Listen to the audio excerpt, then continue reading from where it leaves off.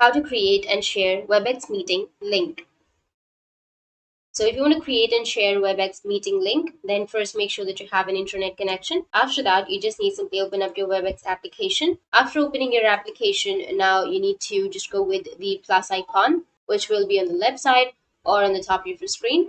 Or you can also just simply go with start a WebEx meeting, which will be right here. Or if you want to schedule a meeting, then you will have schedule option right here. You will have the plus icon. You can simply click on the plus to schedule a meeting. Once you go with schedule, now here you need to enter the topic. After entering the topic, you need to go with date and time.